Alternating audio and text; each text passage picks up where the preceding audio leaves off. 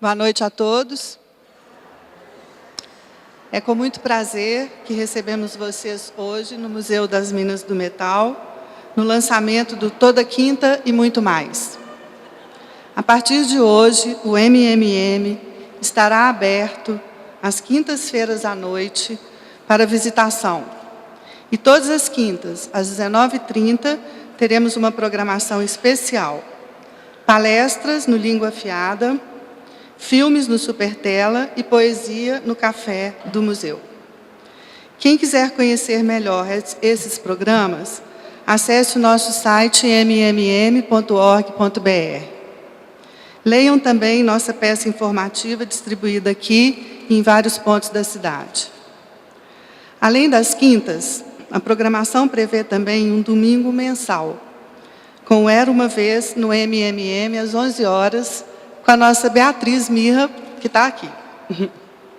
Histórias e mais histórias, para crianças de todas as idades. Quem não gosta de ouvir histórias? Esses programas foram pensados e criados a partir de uma figura muito querida para o museu, o imperador Dom Pedro II. Não é o caso aqui de estender sobre a história desse monarca visionário, mas aconselho a todos que busquem conhecer um pouco mais esse brasileiro que fez muito pelo país. Além da educação, que foi o ponto prioritário durante seu longo reinado, o Toda Quinta e muito mais irá explorar vários temas inspirados neste homem. Um governante que valorizou, acima de tudo, a ética e a generosidade. Não sei se todos sabem, se todos conhecem o museu, mas para quem não conhece, fica o convite.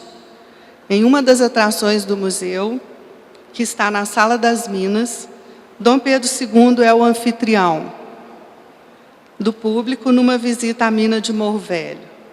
Ele conversa com sua esposa, a Imperatriz Teresa Cristina, e nos conta um pouco da história e curiosidades de sua época, enquanto desce o elevador na mina de Morro Velho.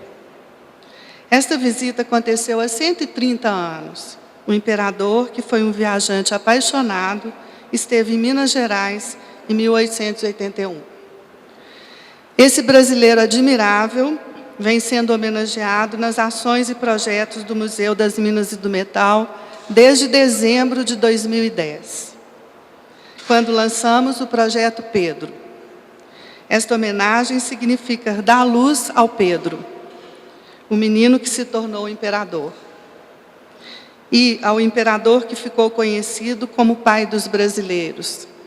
Dar luz e difundir, coroar esses valores e atitudes de Dom Pedro II, nascido no Rio de Janeiro, cidade onde buscamos nosso convidado especialíssimo de hoje, que aceitou abrir o Toda Quinta e muito mais.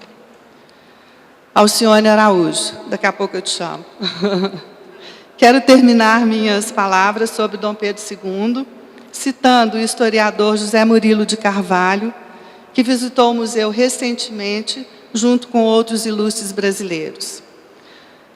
O comportamento político do monarca foi marcado pelo escrupuloso cumprimento da Constituição e das leis, pelo respeito não menos escrupuloso ao dinheiro público, pela garantia da liberdade de expressão.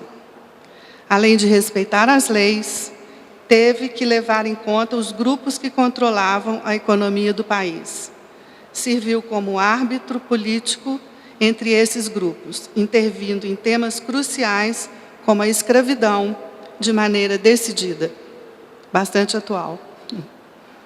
Escolhemos a educação e a cultura como tema para o lançamento do Toda Quinta e muito mais.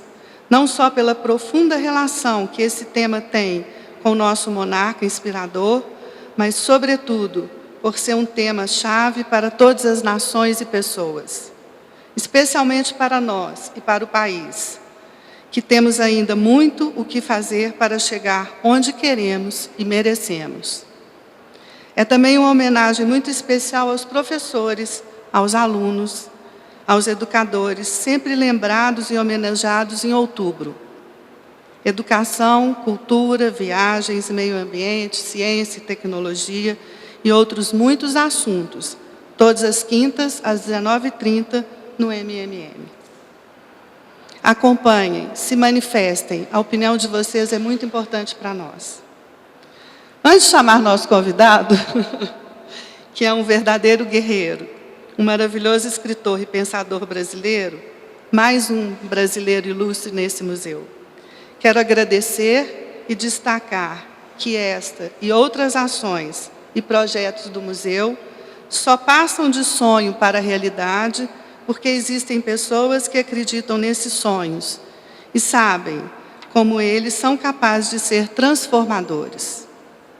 Por isso, constroem conosco esse sonho, tornando-o concreto, vivo e dinâmico. Nosso reconhecimento e agradecimento muito concreto e muito sincero aos patrocinadores responsáveis por essa implantação e pelo funcionamento do museu, desde a abertura em junho de 2010. As empresas EBX, MMX e OGX, por meio de recursos diretos.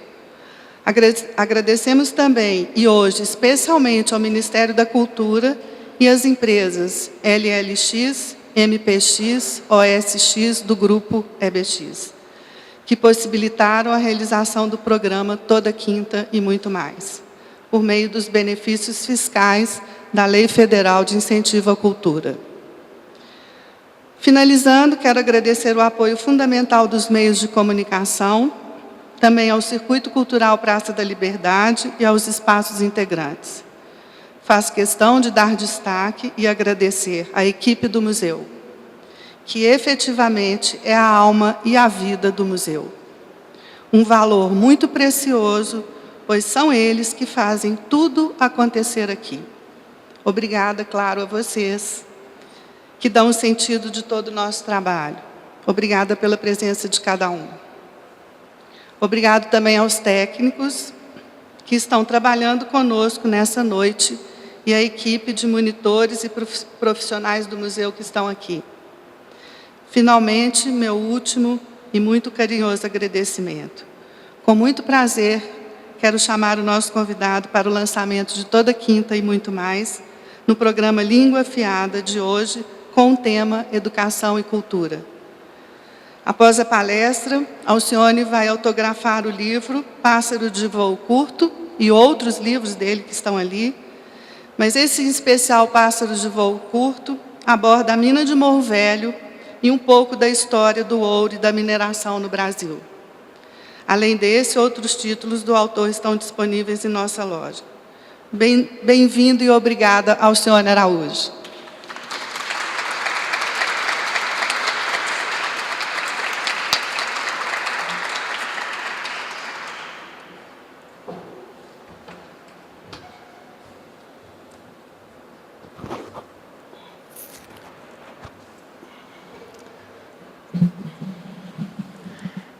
Muito boa noite.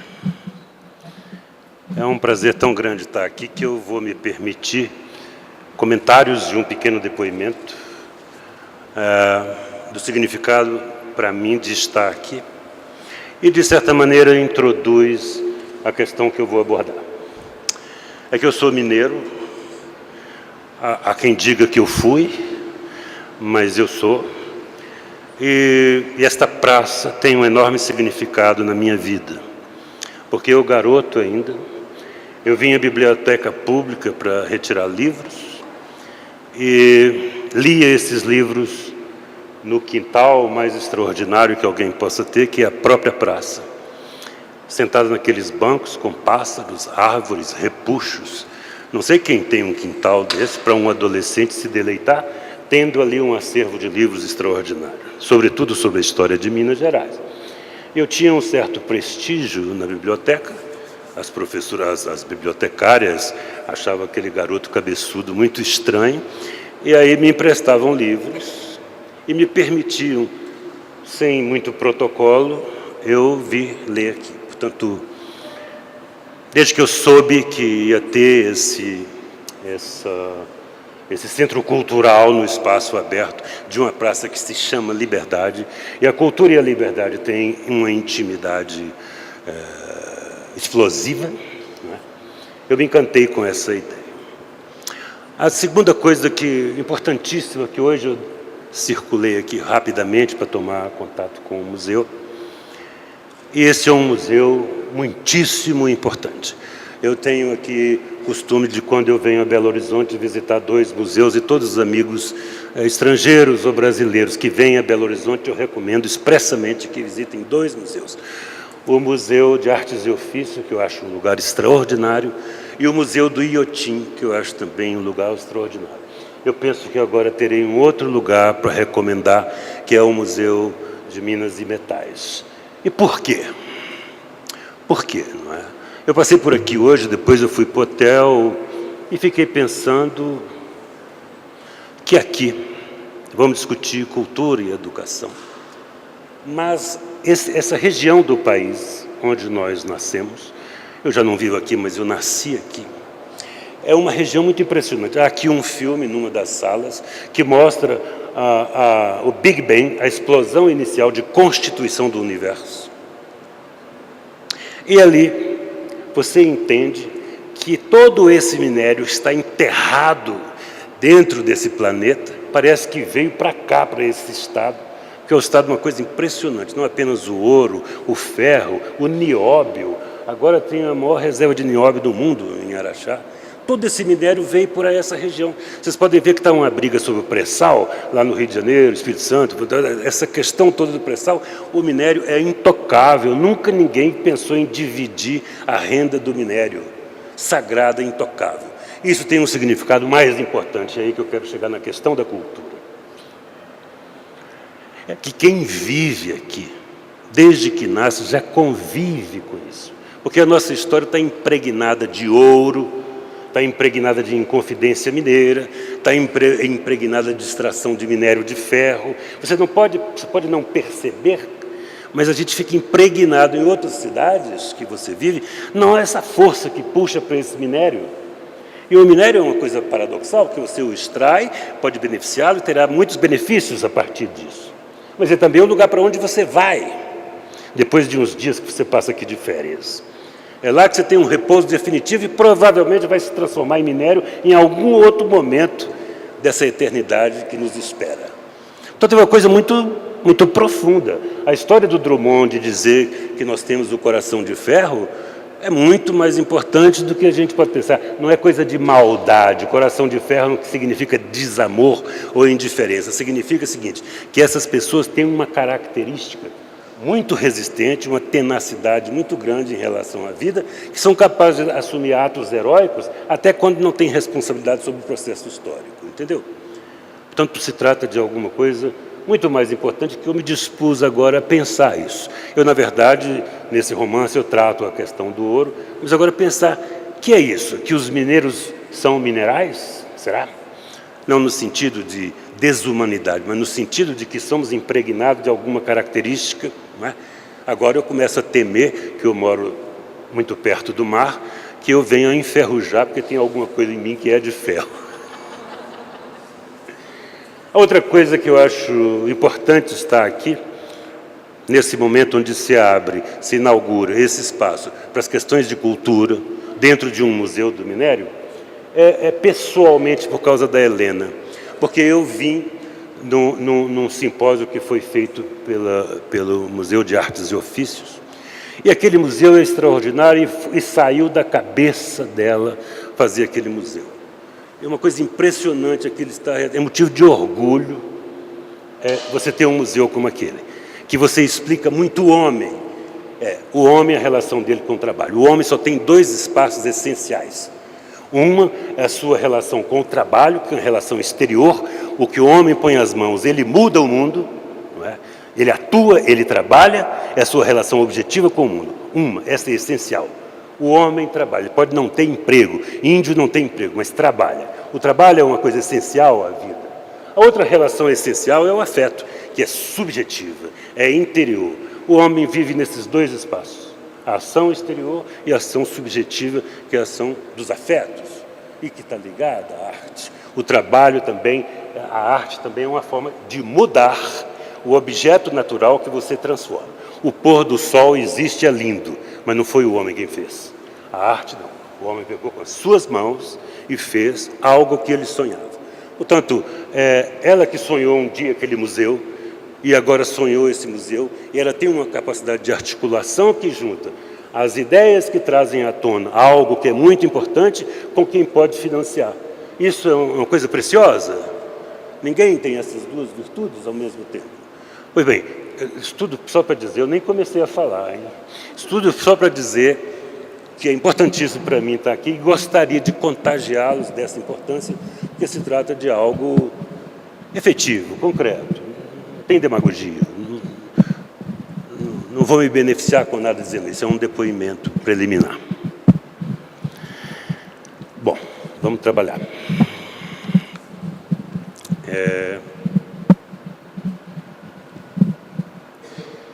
Esse tema, que liga educação, cultura e arte, é um tema que está candente, não apenas pela importância genuína dele, mas também por causa de uma circunstância histórica que o mundo vive. O mundo está desorientado pela falta de valores consistentes aos quais se apegar para fazer a marcha da vida e, sobretudo, para preparar o mundo para os que vêm. Nosso papel não é só de construir a nossa própria existência, mas de criar um mundo para os que virão terem um mundo melhor. Não é? Eu não estou fazendo proselitismo, não. Eu quero dizer que nosso papel, ao trabalhar honestamente, dignamente, nós estaremos construindo essa possibilidade. E nada é mais construtivo desse novo mundo do que você pensar. A educação, como é que educa uma pessoa? Como é que faz uma criança se transformar num ser humano? Educar não é ensinar. Ensinar é despejar verdades sobre a cabeça de alguém. Não é? Índio não ensina. Índio pega na mão e mostra o mundo. Ele educa, ensina como é o mundo. Traz o seu passado inteiro e coloca à disposição de uma criança para dizer: é assim que nós vivemos, é assim que essa é a nossa cultura. Pois bem, trata de algo seminal. Isso é sêmen, isso é coisa da vida humana, está ligado à vida humana.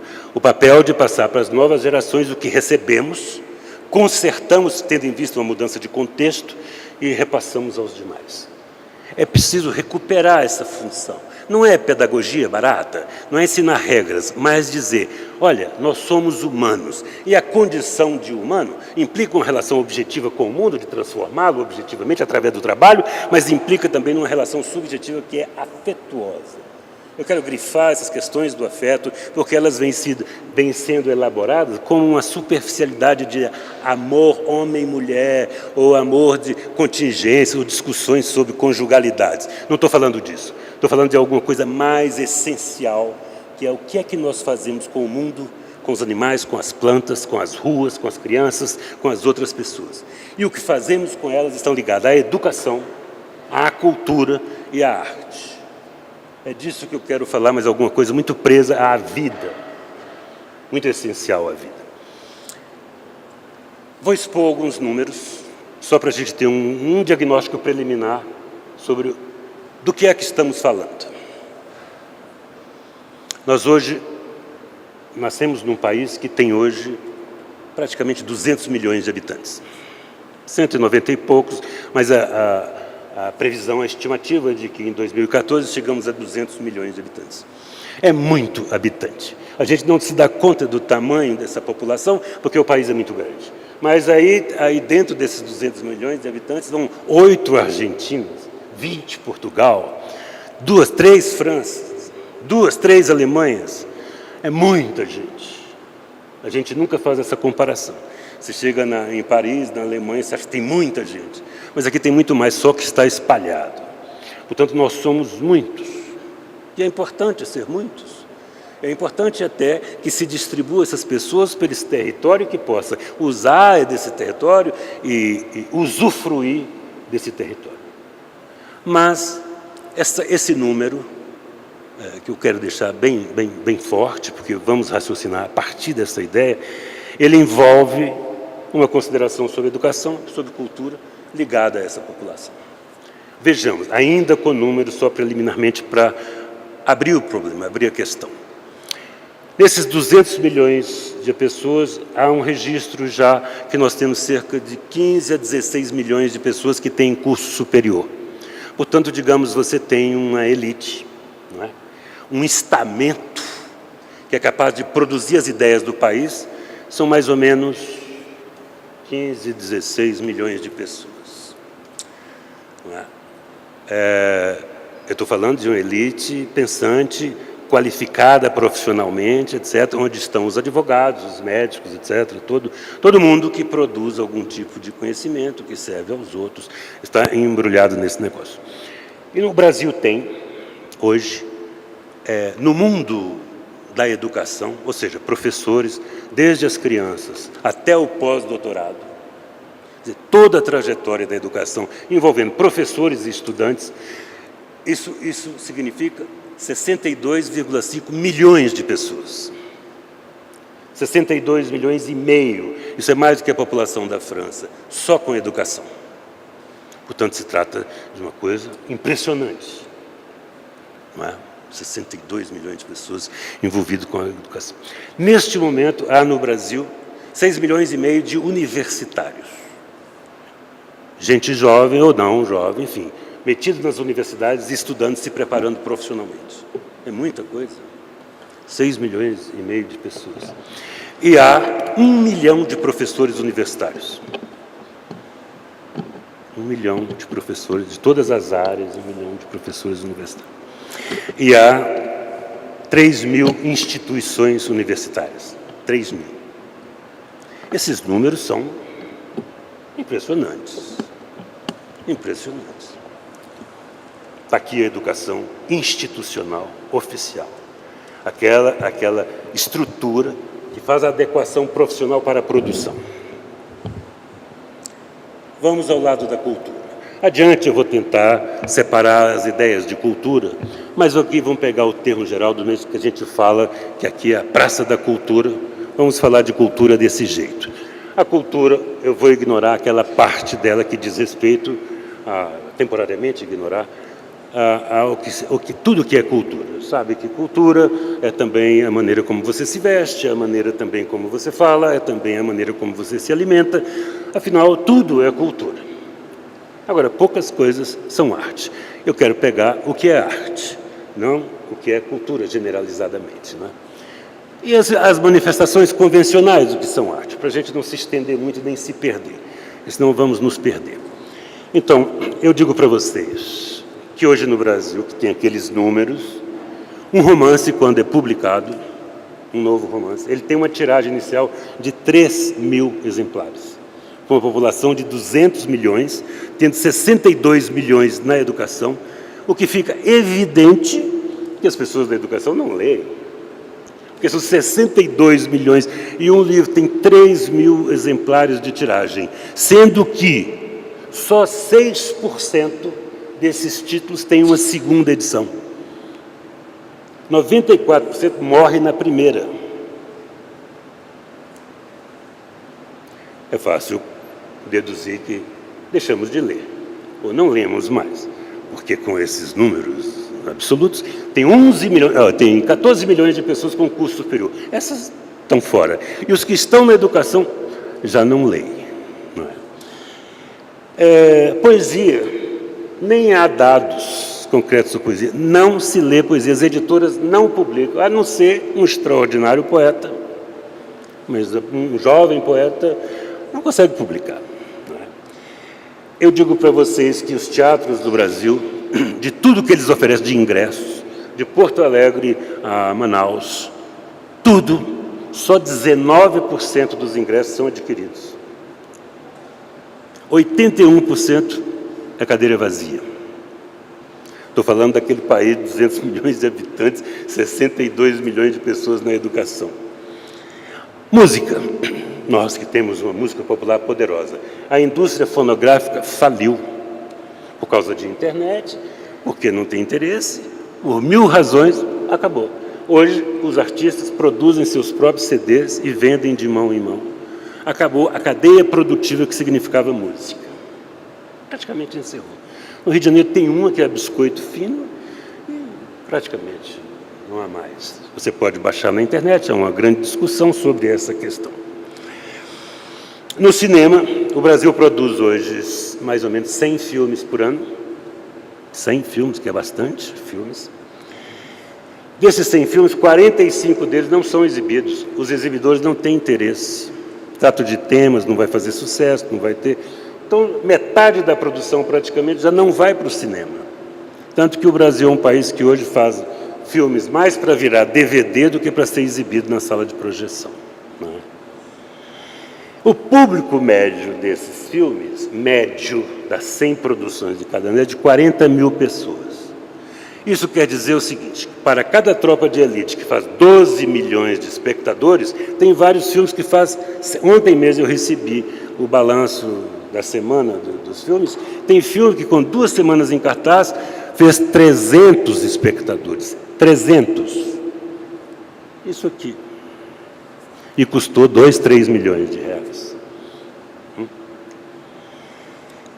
As exceções existem, quer dizer, as tropas de elite 1 e 2, como você sabe, se eu fosse você 1 e 2, os filmes que dão certo tem 1, 2, quiçá 3, né? Porque ali descobriu-se uma fieira.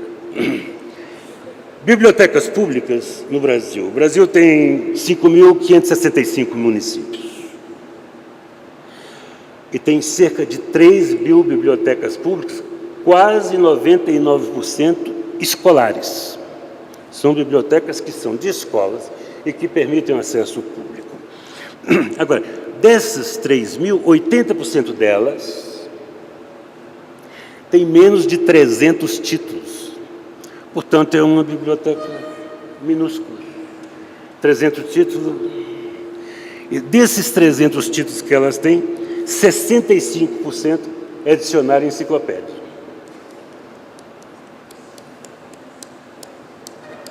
Né? 58% dessas bibliotecas têm computadores.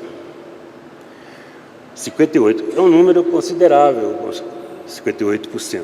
Porém, só 30% tem internet. Então é uma coisa estranha, eles têm computadores, mas não têm internet. Há de se pensar o que vale um computador se ele não tem internet. Você vai pesquisar exatamente o que. Em resumo, eu quero dizer o seguinte, temos 2 países. Um que tem esta educação, sobre a qual nós vamos falar, e que ocupa essa quantidade de pessoas, e outro da cultura, que é completamente inexpressivo. São 2 mundos, 2 mundos. Não botei aqui na minha listagem a frequência a museus, porque não dá para comparar. Aqui estamos dentro de um jovem museu pujante, cheio de novidades, mas não vai ter muito público. Como não tem o Museu de Belas Artes no Rio de Janeiro, como o Museu de Arte Moderna do Rio de Janeiro também fica lá. Enfim, nós não temos recursos para criar acervos, comprar quadros. Se você fizer um pintor importante, você não vai ver no museu. Você não tem dinheiro para comprar. E o museu não tem dinheiro para comprar, você não vê. O que é que nós fazemos? Nós vamos à internet, os que podem ir à Europa, os Estados Unidos vão. Os que não podem vão à internet, a gente vai começar a ser espectador de internet. Agora, um quadro pela internet é um subquadro, ele não é um quadro, que a experiência estética é completamente distinta entre ver um quadro e vê-lo pela internet. Em função desses 2 mundos, é impossível discutir a cultura sem discutir a educação. E se você discute a cultura e a educação, aí você tem que pensar para discutir a arte. Né? É disso que vamos tratar. Eu dei um painel, eu não quero que esse painel seja muito derrotista, porque não será verdade também. É assim. O país é assim, esse é o nosso país. Eu quero fazer um passeio para a gente compreender a história da nossa educação e, desde já, eu não sou educador. Eu sou um homem da cultura, mas quando eu descobri este quadro, eu corri para a educação, falei, o problema está lá. Por que essas pessoas não vão? Porque pessoa igual a mim, igual a todos os outros, o extraordinário médico não vai ao cinema, não lê, ele é um médico extraordinário. O que se passou? Isso não tem resposta fácil. Ele teve vida universitária, vida acadêmica, um ótimo engenheiro, etc, etc. Então eu fui dar uma sondada na educação para ver o que se passou. E, rapidamente, eu vou falar um pouquinho dessa educação, não sendo educador. Quer dizer, um escritor que contempla a educação de um tempo que não é o seu, e também como a educação tem muito a ver com a família. A minha família é completamente diferente das famílias de hoje. Minha família é uma família que gostava de livro, eu tenho relação com livro desde a infância, não é? Uma coisa muito diferente. Pois bem, o que se chama o primeiro projeto educacional brasileiro, o projeto jesuítico, que eles chegaram aqui com o Tomé de Souza, em 1549. Ele durou 210 anos, o projeto jesuítico. 210 anos. Ele só foi acabar em 1760. De 1850 a 1760. 210 anos. Só acabou porque o Marquês de Pombal empombou de mandar os jesuítas embora. E os jesuítas foram embora. Mas o que se passou quando eles estavam aqui? Vamos rever que é uma certa índole autoritária que acompanha muito a nossa educação. Saíram os jesuítas de Portugal, muito bem intencionados, com uma vocação, digamos, religiosa, teológica, muito profunda, comprometido com o mundo de então, e vieram para cá, para catequizar os índios e educá-los. Só que os índios que viviam aqui, eles tinham uma vida, rapidamente, que todo mundo sabe disso, eles tinham uma vida em que a relação de trabalho e afeto era completamente resolvida. Eles não tinham ideia de acumulação. Você está com fome, tem uma banana, você tira uma banana e come uma banana. Amanhã você tira outra banana. A ideia de tirar todas e levar para casa é quase um suicídio, porque elas vão apodrecer. Eles mantinham a banana lá. E pescar o que você precisa para almoçar, e pescar o que você precisa. Até porque eles não tinham como conservar. Portanto, ele usava o necessário para a sua vida cotidiana. A sua relação com o transcendental, que é um elemento importante na vida da cultura, ele tinha completamente resolvido. Tinha o seu Deus, tinha lá a quem contemplar, a quem orar. Sua relação com a cultura também completamente sabia dançar, sabia pintar, pintava o corpo, criava suas músicas, tinha suas festas, suas efemérides. Completamente resolvida. O europeu, que se julgava dono da verdade e que tinha um mundo a ser ensinado e não educar outra pessoa, chegou aqui e disse, olha, está tudo errado. Isso aí que vocês estão fazendo não é nada disso. Eu vou te dizer que tem um Deus assim, que não tem cara, o índio já ficou perturbado. Como não tem cara? É um Deus, não tem cara? Porque a lua e o sol eu vejo, são os meus deuses. É a representação de algum Deus. Então, tem um Deus assim, e tem os santos assim, você tem que rezar assim, você vê o mundo para isso, e você vai ser julgado, você vai para o inferno. Os índios ficaram estarrecidos com aquela história toda e falaram, então nós todos estamos errados, nossa vida é errada, nós somos os seres errados, como é que nós nascemos? Eu estou tentando transformar em palavras um certo tipo de perplexidade, de estarrecimento, que deve ter habitado a alma desses índios para ficarem tão inferiorizados por não se darem conta do que devia fazer no mundo. E os jesuítas insistiram nisso durante 210 anos. Não deu certo. Os índios foram embora, saíram. E durante todo esse processo, os negros que começaram a chegar estavam fora do processo. Não entraram no processo com o indígena também. Quando se depararam com essa questão, a Companhia de Jesus quase se dissolveu. E a questão no México foi ainda mais complicada, porque no México eles mandaram observadores para verificar se os índios dormiam de olhos fechados, se defecavam como os europeus, se reproduziam como os europeus. Eles achavam que aqui reproduzia de outra maneira, que não era o sexo, e defecavam de outra maneira, e dormiam de outra maneira. Enfim, foram lá e mandaram matar um bocado, porque não podia. Teve uma grande questão, uma grande problema chamada a Grande Controvérsia, possivelmente vocês devem ter visto o filme, onde o Papa entrou no julgamento disso. Eles são humanos ou são gentios? Não se sabia no México se eram humanos. Você vê que é um empobrecimento no olhar de quem ainda tem um poder e vem educar.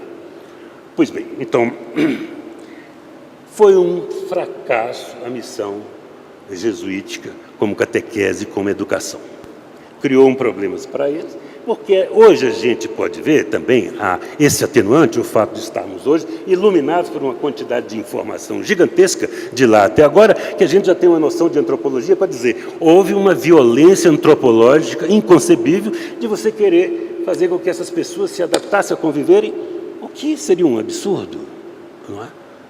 É como os jesuítas quiseram vestir os indígenas. Tem que botar roupa, mas por quê? Eu moro num país tropical, aqui faz calor, quando está muito quente eu mergulho no rio. Nosso projeto educacional, o primeiro, foi um desastre. Agora, como tudo é contraditório, como as verdades não são absolutas, aconteceu um processo curioso. Os índios se afastaram, aí os jesuítas começaram a educar os portugueses que vinham para cá, degredados, marinheiros, pequenos funcionários, etc. Nós somos herdeiros dessa turma, porque foi exatamente quando os jesuítas educaram esses portugueses aqui, e eles continuaram aqui, que começou a existir a ideia de uma escola confessional, que tinha o cunho religioso, e até hoje o Brasil tem inúmeras escolas confessionais, não é? Aqui tem colégios religiosos e no Rio tem colégios religiosos antiquíssimos, que começou a dar cursos de fato. A partir de um certo momento havia curso, aquela ideia de uma educação que tinha a matriz pedagógica em Portugal dessa época, que é o lente, é o professor que entra na classe e lê o livro de um filósofo, ou lê o livro que ele precisa ler. No caso dos jesuítas, os textos quase todos eram textos de origem religiosa, textos bíblicos ou textos religiosos. Então eles fizeram, esta situação virou quase irônica, que eram jesuítas portugueses ensinando para portugueses. No Brasil não tinha brasileiro, mas aquelas pessoas continuando ali, cruzaram, tiveram filhos, etc. E nós que tivemos uma certa escolarização, somos beneficiários disso que sobrou do fracasso jesuítico. Os colégios confessionais nos trouxeram essa possibilidade. Por exemplo, o curso secundário que eles davam já nessa altura, depois de Pombal, o curso secundário dele era um curso que se chamava Letras e Filosofia. Estudava o quê? Gramática latina, estudava humanidades e estudava retórica. Era isso que se tratava. Uma superficial hermenêutica do texto, o que significa, o que quer dizer, quais são as representações, uma coisa muito leve. Também temos que contextualizar isso, onde se dava isso. E tinha um curso superior que se chamava Teologia e Ciências Sagradas. Um curso de Teologia e Ciências Sagradas. E que as pessoas iam estudar também os textos religiosos. Foram esses textos religiosos que propiciaram a que uma pessoa aprendesse, tinha curiosidade, expandiu um pouco esse conhecimento, começou a ler literatura, começou a ler outras coisas, até mesmo alguns filósofos, e aí foi abrindo o horizonte, e essas escolas começaram a ter, portanto, um tipo de formação mais arejada do que aquela estritamente religiosa. E quem, a partir disso, se aventurava na expectativa de ter uma profissão que hoje a gente chamaria de liberal, esse ia embora, ia para Coimbra, ia estudar fora, ia para Lisboa, ia para o Porto, não é? E alguns iam para Montpellier, na França, que era uma cidade aberta, e iam estudar lá fora, e voltavam depois para trabalhar, muitos deles. Portanto, tinha possibilidade de um verniz de uma cultura europeia que ele ia buscar e trazia pessoalmente consigo aquele tipo de conhecimento, não é? Então, tudo dentro de uma matriz pedagógica portuguesa. É importante esse dado. Então, nós somos legatários de uma formação que veio desta escola inicial feita após o fracasso jesuítico, com aqueles moradores portugueses que aqui. Portanto, somos filhos de uma ironia pedagógica, que é portugueses e portugueses se ensinando e sendo alunos, e nós, né, acabamos por termos feito um mínimo de trajetória educacional. Tanto que, pouco tempo depois, os poetas libertários aqui de Ouro Preto, da Inconfidência Mineira, quase todos foram para a Europa. E foi lá que eles aprenderam essa coisa de liberdade, essa discussão. Portanto, a discussão já tinha se expandido aqueles textos originais de caráter litúrgico, teológico, e já estava num nível de discussão sobre ideia de liberdade, ideia de valores sociais, etc., que eles foram e viraram os revolucionários de punho de renda, que, de alguma maneira, criaram um rebuliço que o Brasil não conhecia. Este rebuliço, vejam vocês, nós estamos no Museu dos Metais, esse rebuliço tinha como fonte original a questão do ouro. Se não tivesse a questão do ouro, nada disso teria acontecido. Não teríamos. Todos os restos dos estados brasileiros, exceto o Rio Grande do Sul, que tinha uma disputa lá muito peculiar, que era a questão lá do sul, das fronteiras Uruguai com a Argentina, os outros estados, ninguém teve, nem o Rio de Janeiro teve uma discussão, uma revolução desse tipo, como houve aqui com as vítimas e com essa marca importante de ligação com a liberdade. Quando a Revolução, eu não preciso falar nada sobre a Inconfidência Mineira aqui em Minas Gerais e com vocês, completamente sabida e conhecida. Só que a Revolução, a Inconfidência, acaba em 1789, e 3 anos depois, em 1792, começa a Revolução Francesa. É curioso, não é? E a Revolução Francesa foi um conjunto de ideias que abalou o mundo. Esta ideia de você trazer para o plano político a ideia de liberdade, de igualdade, fraternidade, e tirar os tiranos do poder, e a monarquia do poder, pensar o poder de outra maneira, se alastrou pelo mundo, não é? Nós estávamos muito perto, aqui 3 anos antes tinha havido a Inconfidência Mineira. Então tem a Revolução Francesa, vê como isso vai bater no Brasil. Tem a Revolução Francesa, depois da Revolução Francesa, em 1799, tem um 18 Brumário. Aí Napoleão começa a acumular poder, depois da Revolução Francesa, e em 1804, Napoleão é o imperador. Em 1804, Napoleão é o imperador. Em 1808, a família real estava descendo no Rio de Janeiro. O que se deu? Napoleão começou a atacar Portugal, porque sabia que Portugal mandava o ouro de Minas Gerais para a Inglaterra. E na guerra que tinha havido anteriormente, Napoleão ganhou todo mundo, menos da Inglaterra, porque a Inglaterra tinha uma esquadra, era uma ilha que ficava fora do continente e tinha uma esquadra poderosa. Não é? Napoleão queria pegar Portugal de qualquer maneira, para de Portugal chegar ao Brasil, evidente. Então, o que fez, e aqui eu quero fazer justiça, do meu ponto de vista, uma justiça histórica em relação a Dom João VI, que ele é tratado como um idiota, que come franguinho e não sei o quê, mas se trata de um grande estrategista. Ele se aliou aos ingleses, combinou com os ingleses, que faria travessia para o Brasil, viria para o Brasil, se os ingleses dessem apoio à esquadra, em troca da abertura dos portos quando chegasse aqui. Com isso, ele se livrou de Napoleão. Tanto que, quando João VI saiu, a última caravela já foi bombardeada pelo general Junot, que já tinha ocupado Portugal. Quando a família real veio para cá, Napoleão já tinha ocupado Portugal inteira. E que fez João VI? Vai acontecer, então, uma coisa extraordinária para a educação e para a cultura. A família real chega no Brasil. É extraordinário por quê? Porque a primeira vez, claro que já havia a ideia de Reino Unido, a Inglaterra já era um Reino Unido, o reino onde o sol nunca se põe. Tinha colônia no mundo inteiro, mas a sede era em Londres. Lá estava o monarca e de lá ele governava. Em que nós somos beneficiados? A família real sai de lá correndo e vem para o Rio de Janeiro. E aqui ele cria o Reino Unido, Brasil, Portugal e Algarve, com sede aqui.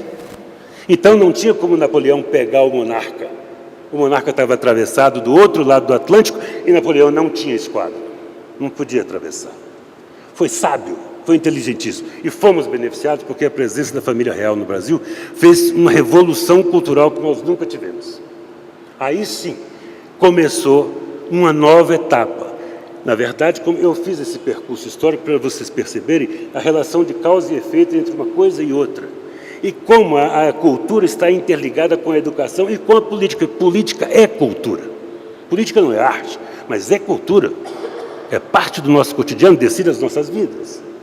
Portanto, Napoleão, sem querer, contribuiu para um momento extraordinário do Brasil, que foi expulsar João VI para cá, que de livre vontade ele não viria jamais. Porque isso aqui era um inferno. Você veja como que Carlota Joaquim achava disso.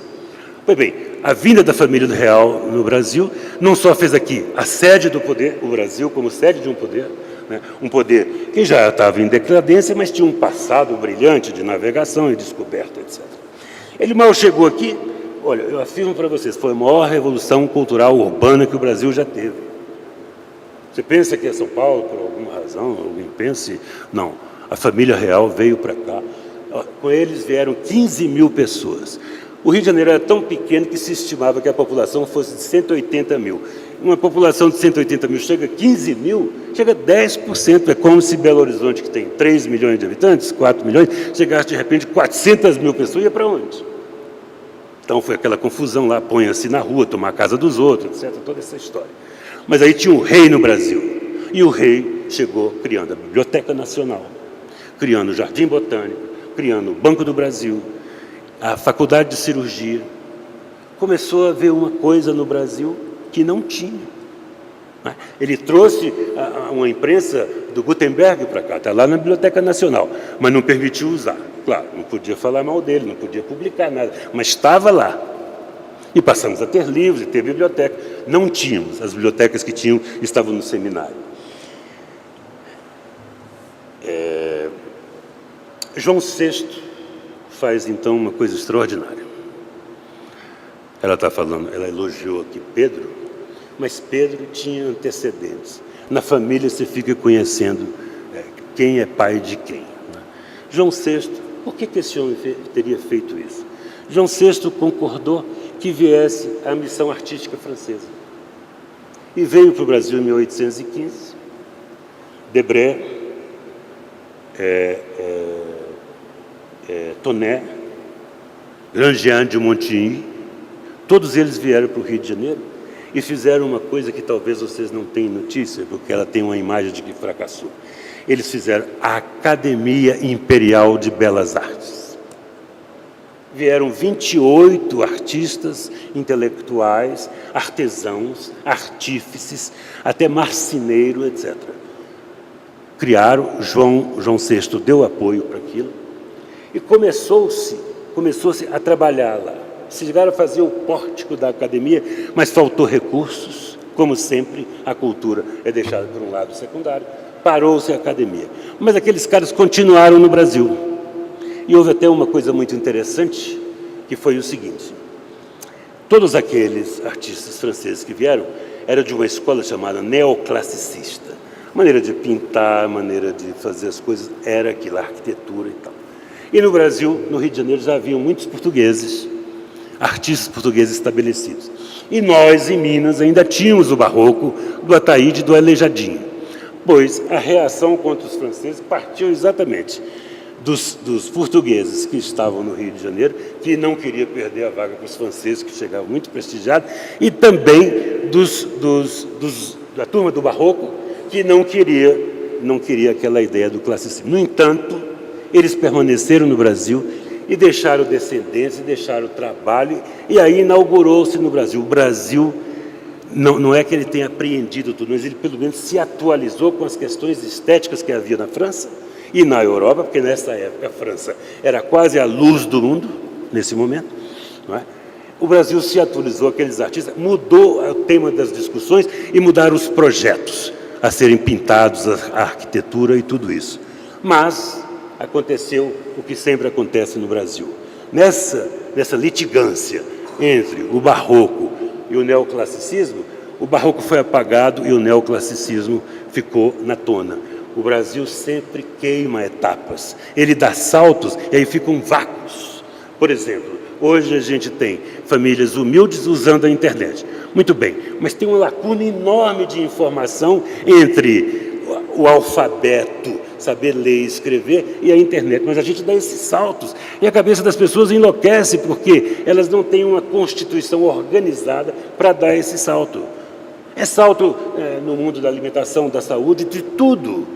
E nós sempre queimamos etapas. E fica uma coisa complicada. Então isso começou aqui, na verdade. Foi eu digo que começou na área da arte. Nós saltamos, ignoramos o barroco era uma trajetória que parou naquela época, não é?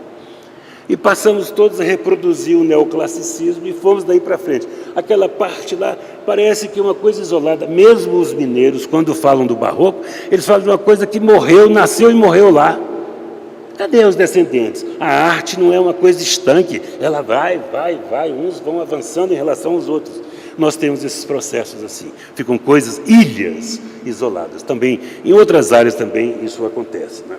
Pois bem, nessa transição acelerada que aconteceu com a vinda da missão artística, houve um fenômeno muito curioso, é que a matriz pedagógica brasileira, que eu ressaltei para vocês, que era portuguesa, começou a se deslocar para a França. Os intelectuais passaram a ir para a França, passaram a estudar em Paris. Paris virou a fonte de referência, de informação. Os brasileiros assimilaram isso. É só você ver no Machado de Assis que tem personagem que fala em francês na vida doméstica.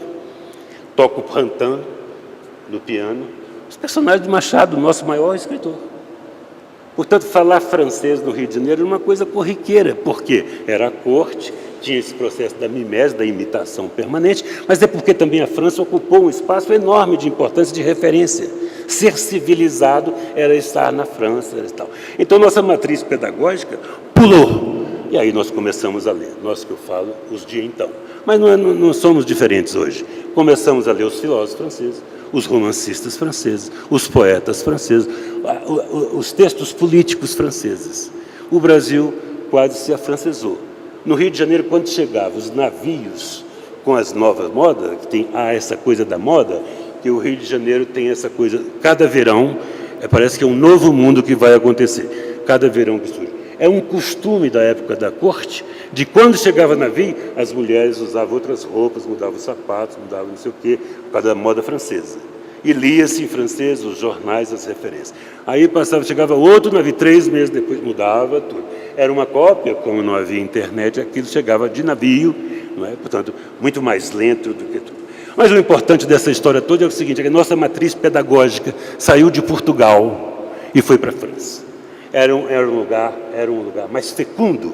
Por quê? Mais do que Portugal, a França tinha a seguinte tradição. Olha que tradição impressionante. A tradição do Renascimento saiu da Idade Média e alcançou um novo momento em que o homem passa a ser o centro da tela. Acaba a tragédia e começa o drama, né? nas narrativas dramáticas. Depois veio o Iluminismo. O pensamento, a racionalidade em relação à educação. Educação para o iluminista é tudo. Aquilo foi maravilhoso para o Brasil estar perto daquela coisa. Depois veio a Revolução Francesa.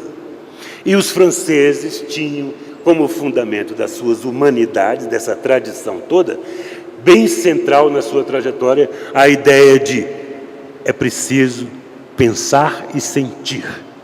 O fundamento das humanidades está ligado a pensar, sobretudo pensar o não pensado e a sentir, desenvolver a sensibilidade.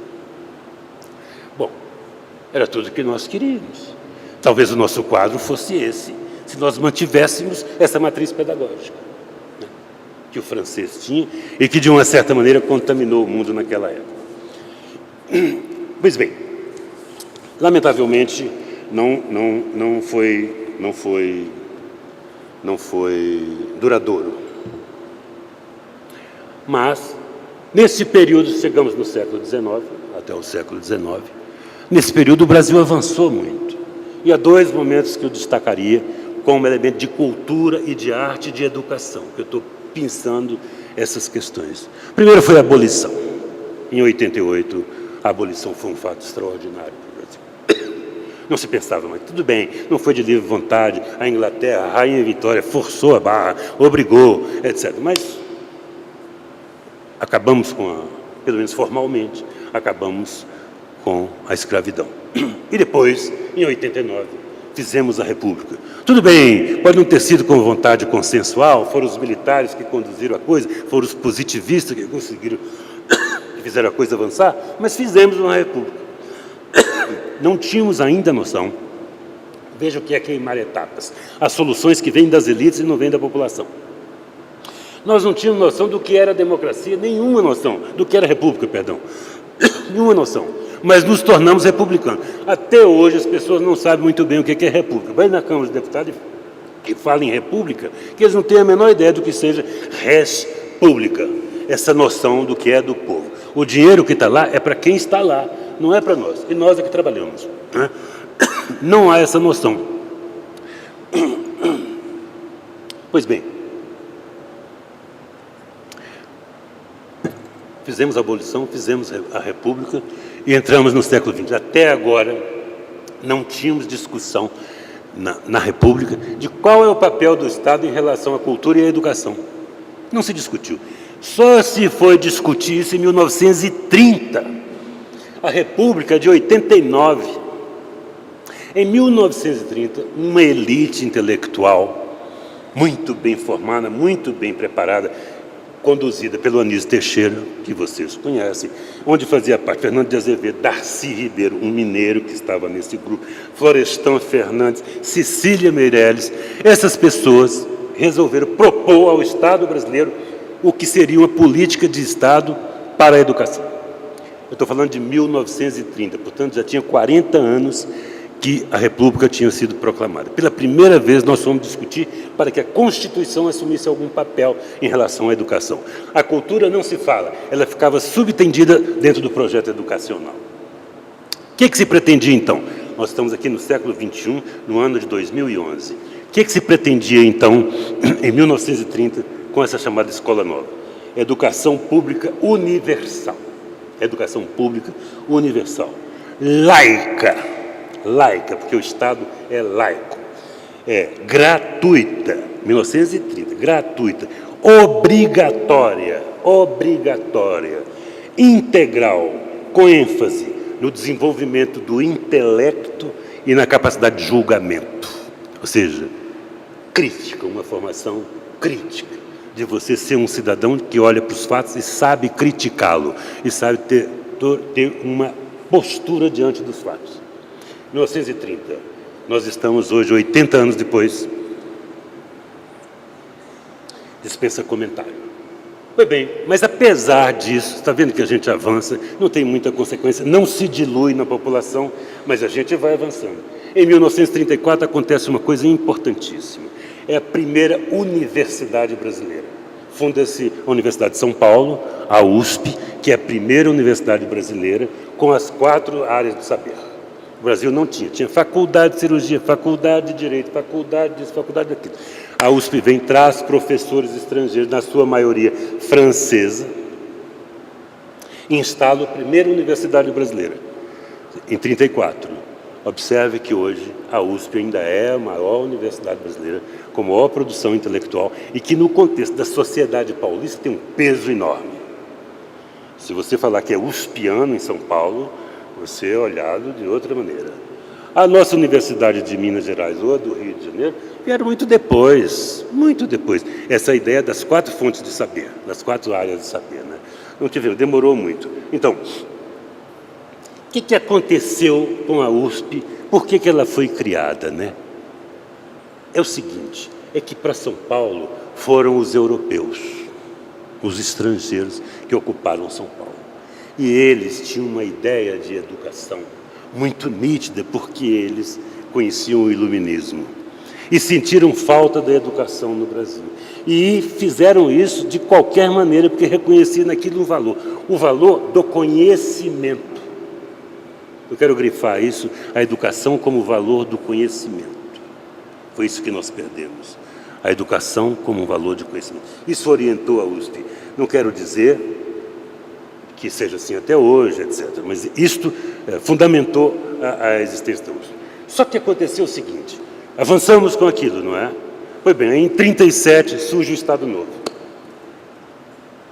Aí vem o Getúlio, com todos os argumentos favoráveis, que era, o Brasil estava se urbanizando com muita rapidez, precisava gerar emprego nos centros urbanos. A curva logística de indicativo do desenvolvimento significou o abandono da agricultura e a mudança para a vida urbana.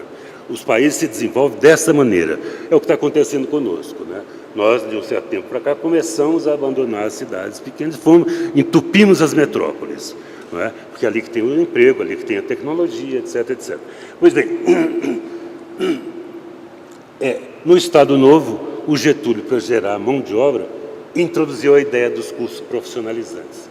Quer dizer, você faz rapidamente você especializa um sujeito para trabalhar na indústria têxtil, você ensina o sujeito a ser torneiro mecânico, ainda que eventualmente ele possa vir a ser presidente da República, mas a formação dele é de torneiro mecânico, que resolve um problema da mão de obra, de mercado de trabalho e dele para ter o seu salário mensal. Mas isso não é formação. Isso é adestramento para exercer uma determinada tarefa. Onde é que está o juízo crítico dessa pessoa? Onde é que está a formação intelectual? Como é que ele vai pensar a sociedade, seu tempo, sua época? Mas, no entanto, deu certo. Por quê? Aquelas pessoas que mudavam para a cidade adquiriam uma mão de obra, se tornava hábil, um artífice, e conseguiam um emprego. E avançava. Mas aquilo não é uma formação desejável para que esteja numa Constituição. Percebe como a ideia do Getúlio de uma formação de mão de obra completamente diferente da ideia de fundação da USP? Muito diferente. Você, na verdade, improvisa uma maneira do sujeito ser adestrado para arranjar um emprego, e o outro está pensando numa formação mais integral, etc. Eu não estou tomando os dois como, digamos, referências definitivas, como categorias, mas foi uma passagem, em determinado momento, onde isso se deu. Só que isso calou fundo e tem repercussões muito difíceis na nossa educação e na nossa cultura. Por quê? Porque se você pensa que você vai à escola apenas para aprender uma profissão e arranjar um emprego, se transforma a educação numa trajetória para o emprego. Você fica com lacunas de formação. Onde é que você vai suprir isso? Você começa a trabalhar. Você pode chegar a presidente da República, ter os votos, você seduzir as pessoas, etc, etc. É legítimo, é genuíno. Mas onde é que você vai buscar estofo para compreender a complexidade de uma sociedade? Aí você começa a ter um raciocínio muito primário. E aí você não consegue alertar para os problemas que, de fato, uma sociedade sofisticada como é a do Brasil e contraditória e completamente assimétrica.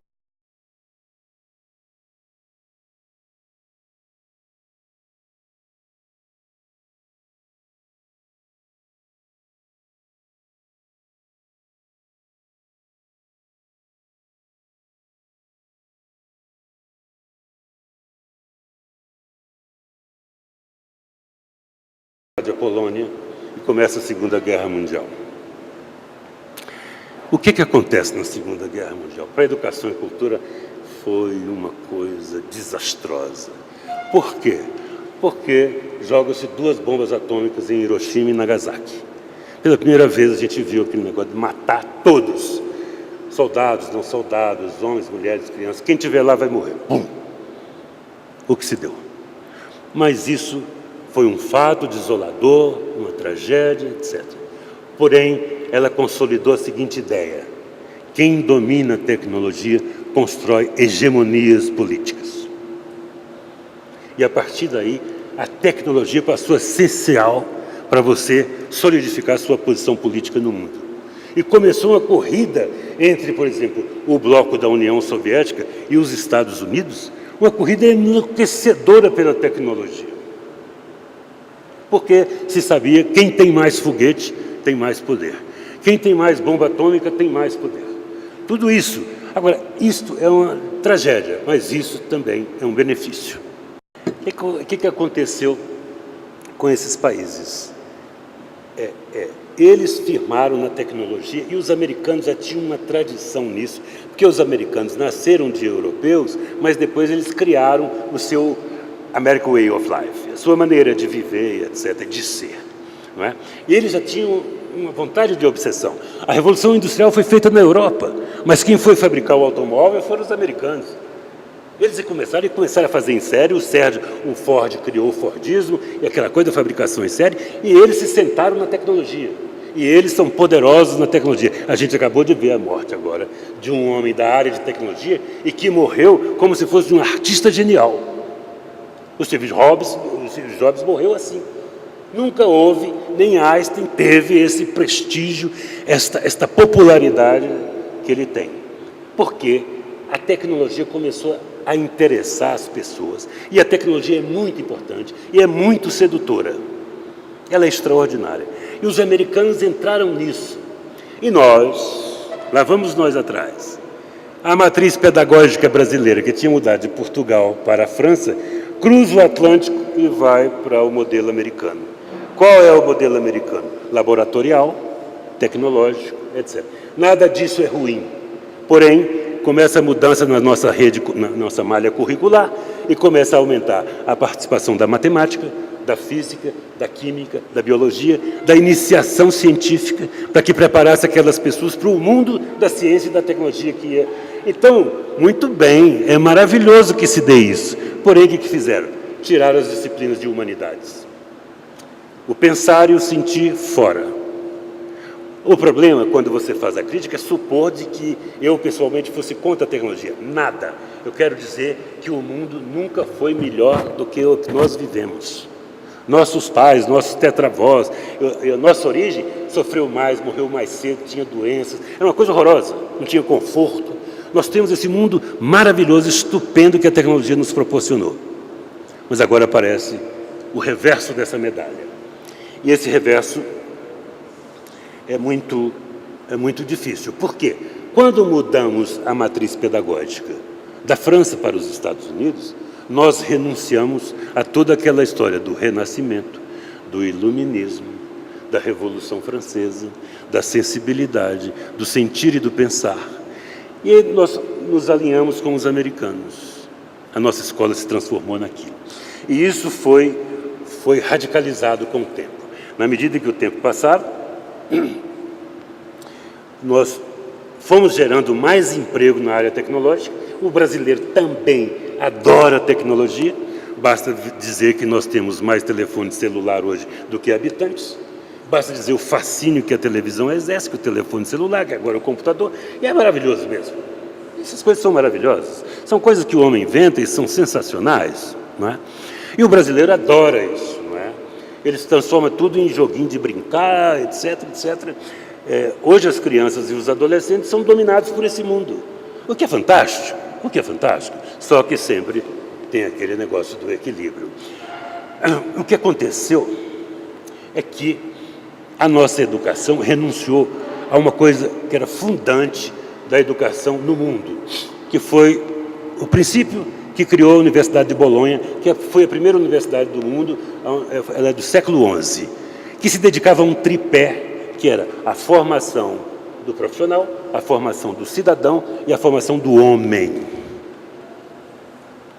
Isso era da Universidade de Bolonha. Hoje, quando a gente vê o que está na nossa educação, foi uma renúncia à formação do cidadão e à formação do homem e a estrita dedicação à formação do profissional. Isto é que é um problema complicado para a gente resolver hoje. Por quê? Porque nós fomos estreitando o que eram os compromissos da educação àquelas questões que diziam respeito às ciências e tecnologia, etc., e reduzindo a tudo que significava sensibilidade e reflexão. O que resultou da educação brasileira? Uma trajetória de adestramento para a produção. Hoje o jovem que entra na universidade, ele só quer saber das coisas práticas. Isso não me interessa não, filosofia isso não me interessa, sociologia isso não me interessa. Eu quero saber como é que eu arranjo um emprego, eu faço uma entrevista, consigo uma vaga e vou lá ganhar meu dinheiro. Ele próprio renunciou a todas as possibilidades de conhecimento que havia fora daquilo que é estreitamente o conhecimento da profissão dele. O que resulta disso? É que nós temos hoje médicos extraordinários que nunca ouviram um concerto, engenheiros extraordinários que nunca leram um livro e não sentem falta. Não estou fazendo piada, não sentem falta. Você fala com ele em ler, ele fala, para quê? Eu vou perder meu tempo. Ele acha que assistir a novela na televisão é igualzinho você ler Marcel Proust. Ele acha, e não dá para censurar as pessoas, a gente não as impedirá se antes as censurar. A gente precisa entendê-las, né? E é verdade, o gosto deles é aí. Então aí começa uma questão complicadíssima, que é assim, são profissionais competentes, pessoas até humanas, um médico que trata bem do paciente, tem essa sensação, tem sensibilidade para isso, mas para as artes, nada. Não é? E o que significa isso para ele? Significa a competência adquirida entre a sua relação com o mundo objetivo, o mundo do trabalho, onde cada ação sua muda o mundo naquele pedacinho, mas nada para o seu mundo interior, para a sua fantasia, para a alimentação dos seus sonhos, para os seus desejos, para a sua sensibilidade, para a maneira como você olha o mundo. O seu olhar é resultado de uma pedagogia subjetiva que você muda o olhar. Há pessoas que passam pelo pôr do sol e não veem. Há pessoas que não sentem a mudança da cor do mar. Não vê que chegou a primavera, as árvores estão floridas, elas não veem. Entende isso? Isso é real. Não é que elas sejam piores, não são pessoas piores. Elas não tiveram a chance de alguém alertar. Olha que maravilha uma flor. Um homem jamais fará uma flor. Só a natureza faz uma flor. E a pessoa não percebe o quanto há de beleza.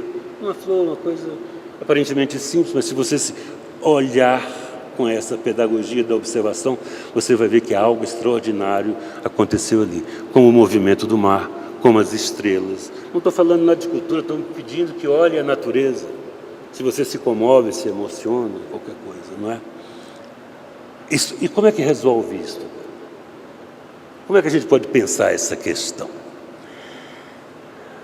Pois bem, eu dei essa passada pela educação, agora eu vou pegar um pouquinho da cultura. No Brasil, desde já excluo a visão antropológica de cultura. Quer dizer, os automóveis são cultura, os prédios são cultura, a vida urbana é cultura. Abandono isso e vou pegar só o que são as manifestações de alguma natureza estética, digamos, né? Arte. E aí, vamos comparar o que seria a nossa produção artística popular, que nós sabemos de popular, e a produção artística tradicional, digamos aquelas que nós herdamos dos europeus. Vou fazer uma comparação do que eram as produções estéticas surgidas espontaneamente do povo e a outras que são herdadas de uma prática de cultura que nós absorvemos vindo de outros países. O que nós chamamos de cultura popular e cultura tradicional, que alguns chamam de clássica, não precisa ser clássica, é tradicional. O teatro, o cinema, a música erudita, a música sinfônica, o piano, etc., etc., comparado com o carnaval, com o futebol, essa cultura de popular mesmo. Elas nunca dialogaram na nossa história. Ficou uma classe social que dominava aquilo e a outra classe social ficava lá. Você lia Machado de Assis, mas você não ia no futebol. Criou-se até uma espécie de paradoxo, que eu hoje vivo isso, que eu adoro futebol e sou uma pessoa da área de cultura. As pessoas ficam um pouco assim, mas você gosta de futebol? Pô, futebol é maravilhoso, futebol é uma paixão. Mas o Proust e a música sinfônica também são paixões, me entende? Você não vai, né? Enfim. Então, essa cultura popular, ela prescinde da educação escolar. Ela prescinde de uma escolarização. Já o sujeito que vai ler, ele tem que passar pela escola para aprender a ler. O que vai tocar piano, ele precisa aprender a ler partitura. Ele precisa de um mínimo de escolarização e até de compreender um pouco a trajetória, por que tal compositor Stravinsky fez aquilo, porque veio depois de Beethoven, etc., etc. A ideia que há na cultura popular é que ela também prescinde de uma avaliação estética. O importante da cultura popular não é tanto você fazer para ser olhado, é você fazer porque você gosta de fazer. Na verdade, o carnaval, na sua origem, você não ia para o corso, que se chamava então, você não ia para o carnaval para você dançar para os outros olharem, você ia para você dançar. Aqueles que eram tímidos, não queriam dançar, iam ali assistir. A coisa inverteu, que praticamente hoje os que fazem para se exibir. E a televisão legitimou isso, institucionalizou isso, de modo que hoje o carnaval parece que são profissionais que se exibem ali, e para nós outros que não fazemos carnaval e que assistimos aquilo. Percebe essa diferença que há com a cultura popular? Então, ao passo que a arte tradicional é submetida a uma análise intelectual que faz dela uma avaliação de natureza estética, de natureza ética, de natureza moral. Todo mundo que vai ver um filme ou vai ver uma peça de teatro ou ler um romance, isso aqui é muito obsceno, isso aqui não sei o quê. Tem uma avaliação moral em todo. Mas se você for ver o teatro popular grego, a comédia grega, ela era completamente obscena. porque a obscenidade é parte da nossa vida, não é? Sobretudo quando você está num momento ritualístico, como era a comédia grega, em que você exibe tudo na espontaneidade de um estádio, como era o teatro grego, não é? Então, outra característica que é a cultura popular, você tem um sentimento de pertencimento. Quando você está no carnaval, na torcida de futebol, você quase se alheia de si e você pertence. Eu sou Flamengo, ou eu sou Mangueira, e eu pertenço a esse grupo, é minha tribo. Não há essa tribo na arte tradicional. A arte tradicional é universal.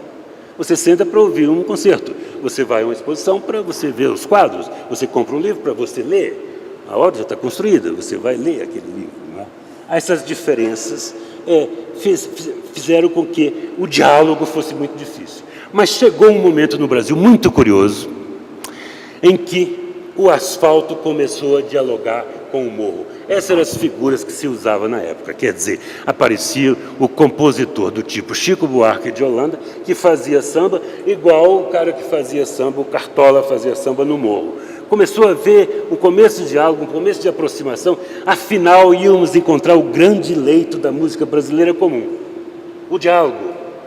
Veio a ditadura e pá, acabou com a brincadeira. Essa brincadeira não dá. Você cai fora do país, você não pode vir aqui, essa música tem que ser proibida, essa música não nos interessa, etc, etc. Acabou com a brincadeira. Quando voltamos, continuou um vazio, acabou aquele diálogo, ficou um vazio entre a cultura tradicional e a cultura popular. O que aconteceu com esse vazio? A indústria de entretenimento entrou aqui no meio. Ó. Opa, vou quebrar isso aqui.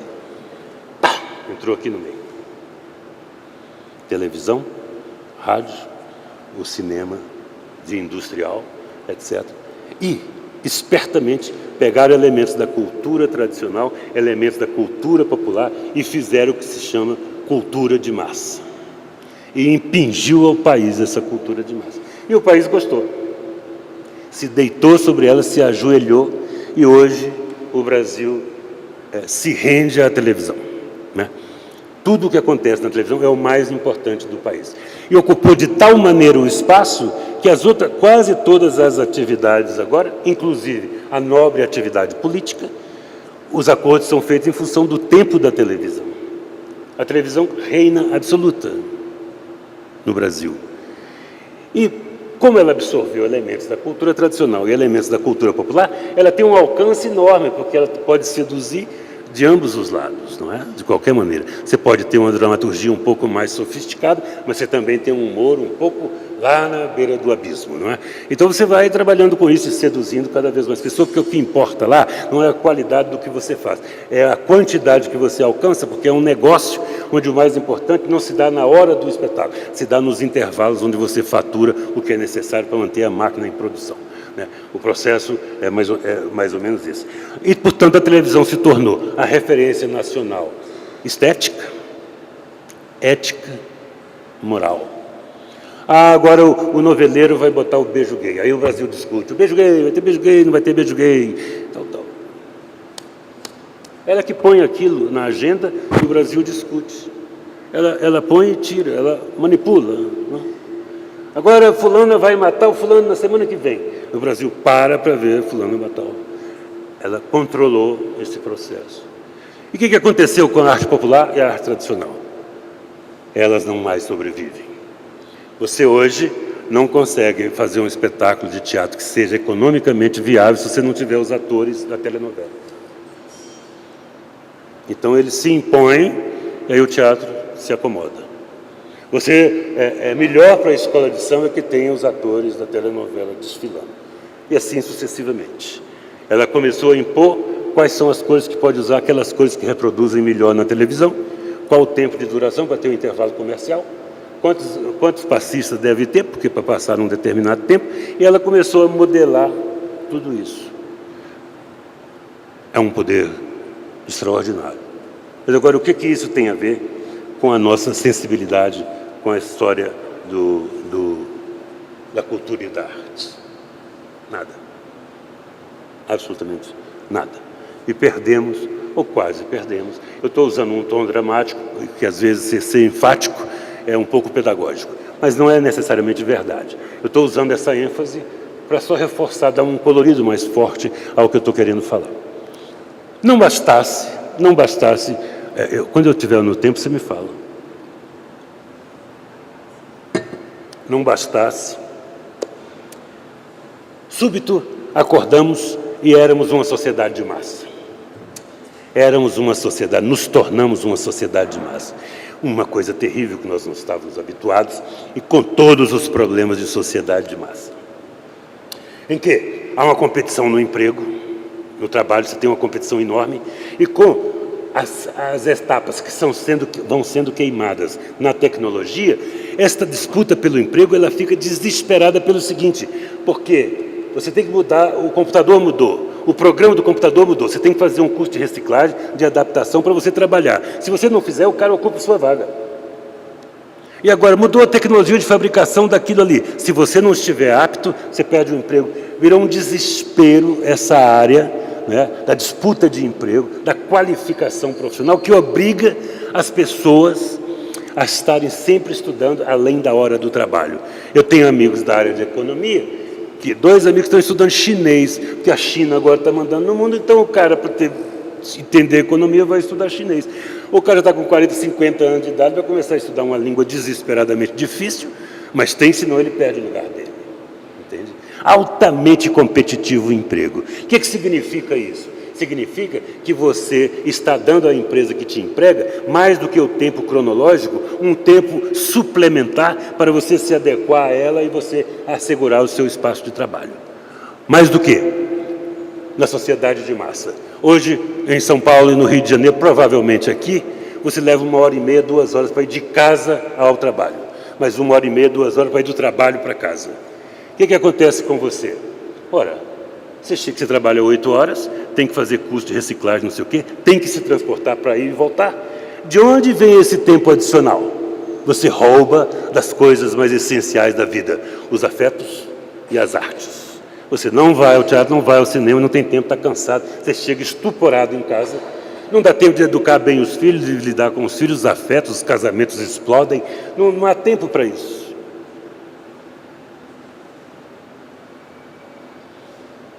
Então, aquele público que ia ao teatro, que ia ao cinema, não dá mais. Ele tem que se programar para ir na sexta-feira, para ir dia tal, ou então pegar o filme, o DVD, para programar. Você programa, dia 17 de outubro eu vou ver essa peça, ou eu vou ver esse filme.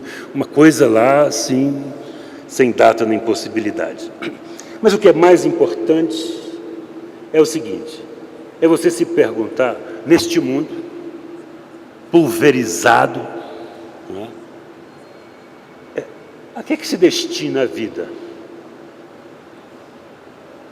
Para que se vive, afinal de contas? Eu quero crer, e admito desde já outras posições, eu quero crer que vive-se pelos afetos, pelas emoções. Porque a vida é muito curta e o que realmente você vive, o que acontece com você, subjetivamente. Estou feliz, eu estou muito feliz porque eu estou amando, porque eu vi um filme maravilhoso, porque eu estou com esperança de vida, eu estou feliz. Isto você está na vida, não é? Agora está ficando difícil viver porque tudo parece que conspira contra a vida, conspira para as artes, conspira para a vida amorosa, para as relações de afeto. Exposto este preliminar, eu agora chego afinal onde é o que me interessa, a arte, esta coisa misteriosa e que eu digo que é tão importante. E eu vou tentar dizer para vocês por que ela é importante e por que ela nos falta. Vou tentar. E já começo ao tentar constatando uma dificuldade. Não dá para definir o que é arte. Mas o que é arte? O que você diz que é tão importante? Não dá para definir. No entanto, eu vou tentar driblar essa dificuldade aqui, propondo para vocês uma série de pequenas questões. Digo para você, a primeira manifestação artística do homem que tem registro é a pintura rupestre. O homem, muito antes de nós, ele inventou uma tinta na caverna onde ele morava, ele ia lá e desenhava o bisonte, aquele bicho, aquele animal. Desenhava também ele, a ele próprio, assim, as mãozinhas. Vocês devem ter visto muita pintura rupestre. Aqui em Lagoa Santa tem, não é? Agora, por que este homem desenhava o bisonte? Que coisa estranha. Ele era dos primeiros homens, o primórdio do homem no mundo, e foi desenhar o bisonte. Digamos que fosse o primeiro pintor. Ele fez por quê? Ele fez porque ele achava que o bisonte que ele desenhou é o mesmo que ele vai caçar e comer. Ele desenhava para pegar aquele bisonte, porque ele não tinha ideia do que é representação. Ele não sabia que o desenho é uma coisa e o bicho vivo é outra. Não sabia. E ele também não sabia que o ato sexual tinha alguma relação com o bebê que nascia. Era tão longe uma coisa da outra que ele nunca pensou. Lá era mágica, a mulher ficou grávida, vai ter um neném, é mágica. O bisonte que eu peguei é mágica, desenhei ele aqui, peguei ele lá. A arte começou com esse sentido de magia. Os artistas eram os feiticeiros, quase todos eram feiticeiros, tinham um papel mágico, não é? Pensem vocês, como é que uma pessoa daquela época ia entender a gravidez e o nascimento do bebê se ele moveu-se por um instinto para ter um ato sexual? Sabe Deus em que dia, quanto tempo depois? Nós hoje sabemos 9 meses, ninguém, aquele homem não tinha a menor ideia do que fosse mês, o que seja. Ele vivia à mercê de cada momento, né? Não tinha noção dessa ideia de história, de progressão contínua de fatos, de entrelaçamento dos fatos. Era um ser ali, pendurado no nada, né? Ele recém tinha descido na árvore, os ancestrais dele, que estavam na árvore lá, como o nosso querido ancestral chimpanzé, recentemente ele tinha descido ali e estava habitando as cavernas naquele momento. Portanto, a arte passa por algum lugar misterioso que a gente não sabe definir, mas que, no entanto, a gente tem ideia do que seja. Por quê? Porque nós temos muitos mistérios na nossa vida e a gente convive com eles. Eu digo para vocês, alguém sabe de fato o que significa o nascimento? Claro, o obstetra vai dizer, não, com 1 mês a barriga vai ficar assim, 2 meses assim, e 9 meses vai nascer. Isso é estatística. Ele observou um monte de grávidas e falou assim, a probabilidade de se dar é isso. Assim. Mas o que acontece que dá-se outro ser humano? Lá dentro, até hoje não se sabe. Recentemente, quando estava se discutindo o uso para pesquisa de célula-tronco, o uso como se chama? Como se chama? Embrião. O Supremo Tribunal Federal caiu na besteira de botar isso em discussão, foram lá religiosos, cientistas, biólogos, não sei o quê, todo mundo. Conclusão, não tem conclusão. Não tem conclusão. Olha, quando é que começa a vida? Como é que é aborto e não é um aborto? Não se tem conclusão. Nós não sabemos o que se passa na hora do nascimento. Como não sabemos o que se passa na hora da morte? É um mistério para nós a morte. Como é o nascimento? Os 2 momentos essenciais da vida, nós não sabemos nada dele. Atravessamos, tudo se passa entre esses 2 momentos e não sabemos nada dele. Isso nos perturba muito. Mas por que está querendo uma definição de arte? A arte também se dá nesse mundo. Como eu te digo, o que é o sonho, afinal de contas? Tudo bem, o Freud, lá em 1900, tentou construir uma teoria da subjetividade a partir de uma interpretação pessoal do que seria o sonho. Como o sonho é narrado em várias vezes na Bíblia, tem sonhos que são contados. Nós sonhamos. O que é o sonho? O que quer dizer o sonho? Ninguém sabe. Nós sonhamos toda noite e não sabemos o que isso significa. Para que serve? Também não sabemos o que é a fé. Me encanta, me emociona ver pessoas que têm fé carregando pedra e achando que aquilo, se automutilando, vai resolver a sua vida. Aquela crença, credulidade ingênua me comove, porque a pessoa é capaz de entregar a sua vida acreditando naquilo. Eu não tenho essa ingenuidade, não consigo, mas me encanta a ideia de que a pessoa tem uma fé absoluta. O que vier de lá é fé incontestável. Eu não consigo lidar com a verdade absoluta, não é? Então, não sabemos o que seja o amor. Claro, sabemos o que é o casamento, sabemos o que é a convivência, sabemos isso tudo, mas que coisa é que move alguém para alguém e que leva alguém a matar, isso, fazer guerra, Helena de Troia? Que coisa é essa? Não sabemos dizer. Não sabemos dizer. Pode aí tentar pegar todos os teóricos, né? Vai ver o Balmer agora falar sobre amor líquido. Não sabemos, a gente dribla a questão. Eu quero dizer o seguinte, é que a arte é uma magia sem função, não tem função a arte, não sabemos para que ela serve.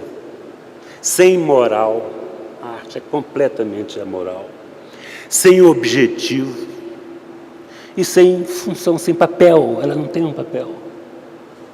Os políticos, os ideólogos capturam a arte e põem a seu serviço em determinados momentos. Tudo bem, ela passa por aquilo, mas os grandes artistas, eu tenho uma enorme admiração pelo Brecht, por exemplo, o melhor momento do Brecht, que o eternizou, é quando ele saiu da armadilha política e foi fazer sua grande obra, que é Galileu Galilei, onde o artista e o poeta transcendem os limites da política, que é uma coisa estreita, e fala para o mundo, para a eternidade.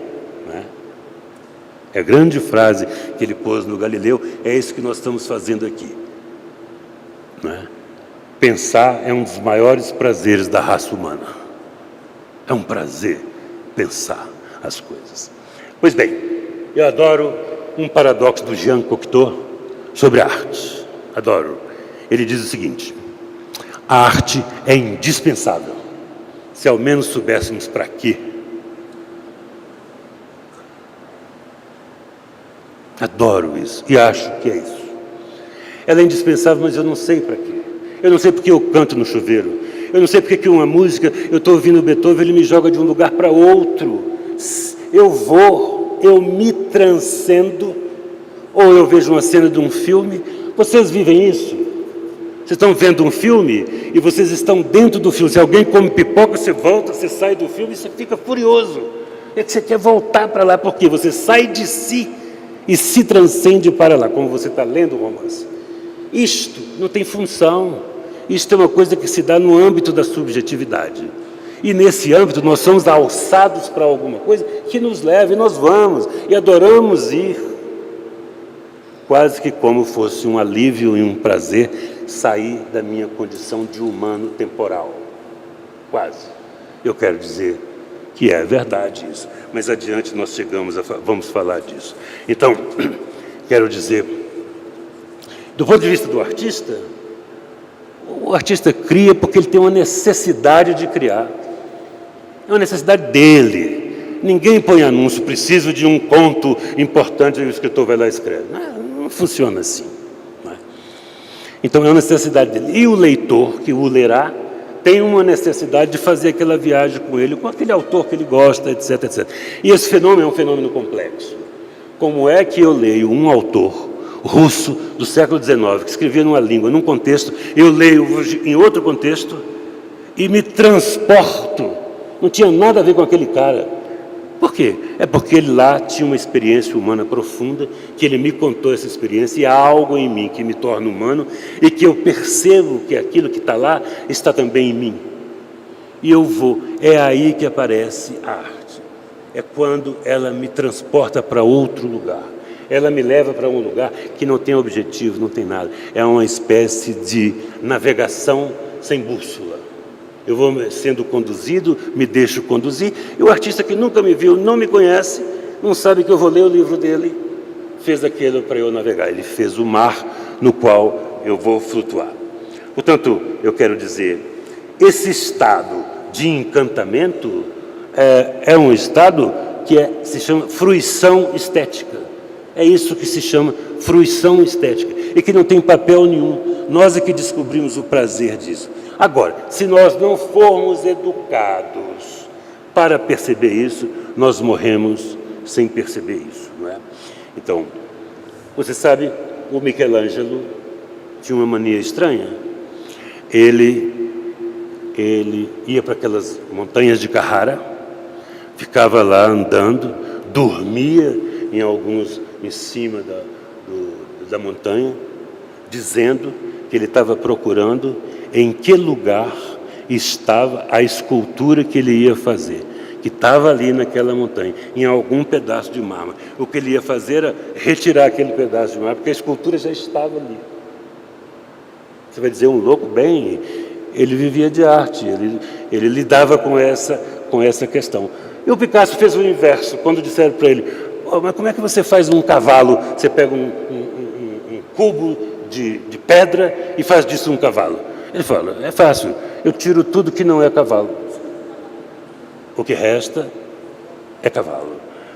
E também, como você fala, o Matisse tem uma situação muito interessante, que o garoto veio, o famoso quadro da Mulher do Cabelo Verde, e falou para ele, mas escuta, o quadro tem lá a Mulher de Cabelo Verde, é um quadro conhecidíssimo. Ele falou, mas não existe mulher de cabelo verde.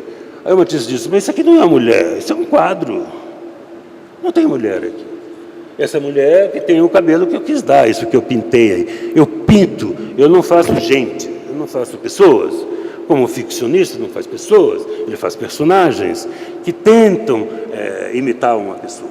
Eu quero dizer é que tente perceber esse mistério que há em algo que é inteiramente subjetivo, que é inteiramente perceptível, quando você lê um verso que diz assim, o amor é uma flor que se colhe à beira do abismo. É uma flor, mas é perigosíssimo amar, porque você se atira numa piscina que pode estar vazia. Se estiver cheia, você nada. Então você vai colher a flor no abismo, você pode cair. E por que as pessoas querem amar? Elas estão a fim de passar por esse risco. Elas estão a fim de correr esse risco. Elas acham que não vai acontecer nada. Mas sempre onde há a possibilidade da felicidade absoluta, há a possibilidade da tragédia absoluta. E há incontáveis tragédias envolvendo o amor. Você pode... Para onde te leva quando você ouve a Sinfonia Júpiter do Mozart? Ela te leva para algum lugar que você não sabe qual é. Está em você esse lugar, porque Júpiter, você nunca conheceu Mozart. Você é que tem alguma coisa em você que aquela sinfonia te leva. Ou você vê o Chico Buarque falar, eu quero ficar no seu corpo feito tatuagem para te dar coragem. Eu quero morrer com você. Você é uma tatuagem do seu corpo. Quando o seu corpo for sepultado, eu estarei junto lá naquele lugar. Eu sou uma tatuagem no seu corpo. Ele está dizendo isso. Eu quero me eternizar com você. Há alguma coisa aí que te toca em alguns lugares que você não tem consciência. Você não sabe de si nesses lugares, né? Assim como você fica compadecido de ler o que acontece com Madame Bovary e etc. Pois bem, eu quero dizer rapidamente alguma coisa sobre o ato de ler e que está envolvido com tudo isso que eu falei, com a educação, com a cultura, com essa questão da arte. O que é a leitura? Por que se fala em leitura? A leitura é linear. Você lê uma palavra, depois você lê outra palavra, depois você lê outra palavra. As palavras não têm o mesmo significado para todas as pessoas. Qualquer palavra, ela tem uma parte racional que captura, todos capturam. Eu falo em peixe, nós todos temos um certo sentido para que seja peixe, né? Mas não é o mesmo. Se eu disser a palavra sapato, eu gosto, tem dois exemplos que eu repito sempre, porque eles têm força dramática. Eu falo a palavra sapato, ou eu escrevo a palavra sapato, tem uma parte racional dessa palavra que é inteiramente inteligível. É uma coisa para pôr nos pés, etc, etc. Mas cada um construiu uma experiência pessoal de sapato, que inclui aquele sapato alto que um dia quebrou o salto, aquele sapato que queria comprar para botar com terno e não teve o dinheiro, aquele sapato que era para combinar com o vestido e não teve, o sapato do dia do casamento que apertava muito. Você construiu uma percepção de sapato, que não é a ideia de sapato, é uma percepção. De modo que quando você lê a palavra sapato no texto, o que emerge de você é toda essa experiência acumulada com sapato. Um substantivo pobre como sapato. Agora pense você, quando você lê no texto a palavra despedida. despedida. A despedida do romance, do namoro, a despedida do pai que morreu, a despedida do filho que vai morar longe. A despedida é uma acumulação de experiências e quando eu leio despedida, em mim repercute aquilo que na minha vida quer dizer despedida, significa despedida.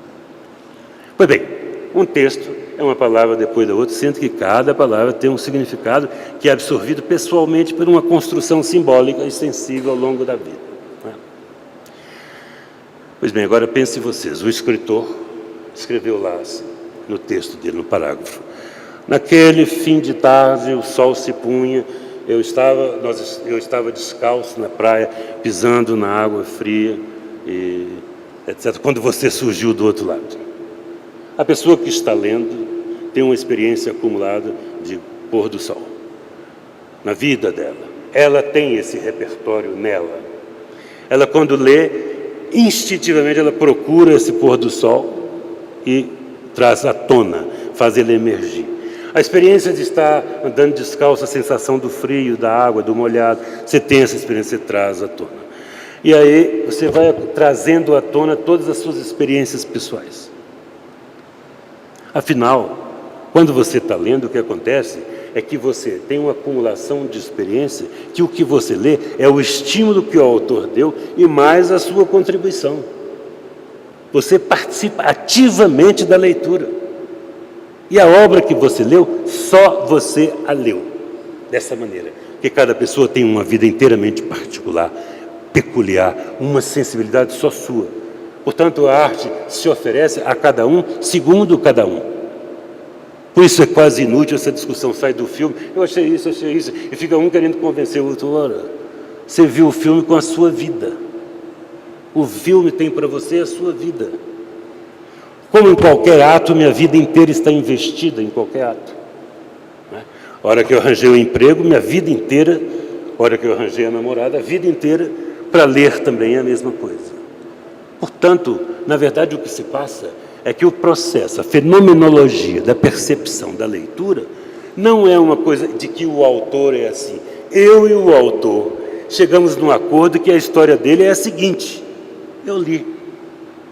Pensa você o que é uma mãe que perdeu um filho, lê a história de uma mãe que perdeu o filho. Ela tem uma acumulação de experiência. O livro do Cristóvão Tesa, que tem um filho com Down, ele conta a experiência de ter um filho com Down. As mães que têm Down devem mergulhar naquilo porque sabem o que é essa experiência. Eu quero dizer... Nossa, fiquei meia hora com esse copo na mão. Portanto, como é que se dá? Como é que se dá esse processo? Por que eu, portanto, leio? Por que eu acompanho daquele personagem aquelas situações? É porque eu não me satisfaço na moldura da minha vida pessoal.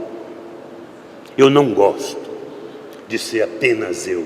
Eu queria ser muitos, eu queria ser vários, eu queria ser um marinheiro do século XVIII que viaja naqueles navios correndo risco, eu queria ser uma prostituta que estava em Paris nos anos 20, eu queria ser tudo, mas só me deram viver uma vida medíocre, na qual eu passo 8 horas por dia dormindo, mais um bocado no banheiro, mais um bocado fazendo um monte de coisa desnecessária, e eu preciso de viver muito porque a minha vida é muito curta.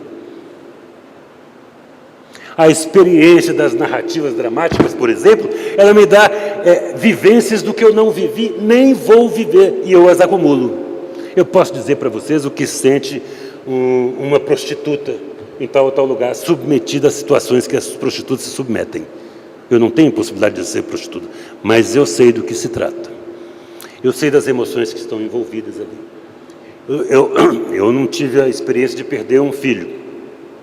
Mas eu posso te dizer que dor é essa por uma peça de teatro, um filme, por um romance.